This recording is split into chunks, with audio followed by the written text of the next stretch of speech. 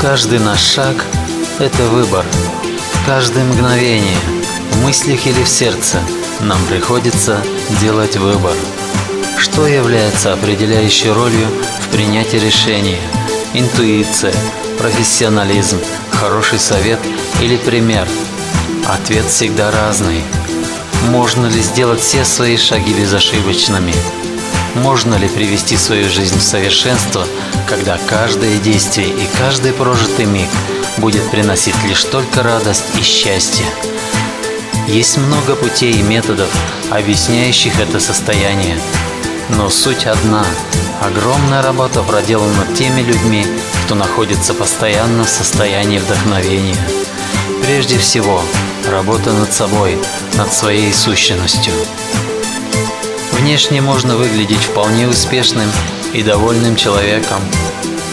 Можно совершать всегда только правильные с точки зрения многих поступки. Но приносит ли твоя жизнь и твои действия яркие впечатления и благость окружающим тебя людям?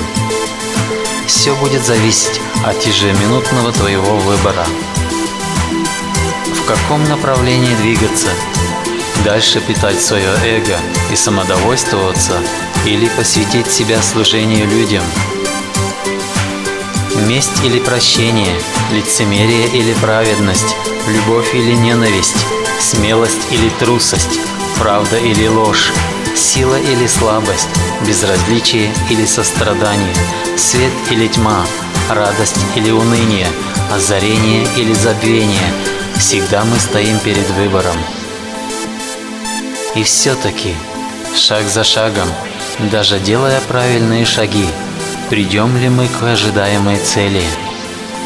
Будет ли результат такой, какой мы хотели? Может быть, путь, который мы начали, это уже наилучший результат?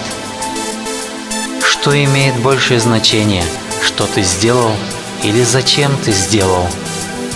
Отвечая на эти вопросы, мы учимся задавать вопросы. Как же все-таки идти к цели, не строя при этом планов? Нужно просто идти. Выбор – это и есть путь. Только ты сам можешь озарить или затмить свой путь. Есть один человек, который поможет тебе или помешает тебе. Это ты сам. Высшая психология – это диалог с самим собой. Это значит слышать самого себя. Это значит знать себя. Это значит видеть себя. Ты такой, как есть. Ты уникален. Ты один. И в этом у тебя нет выбора.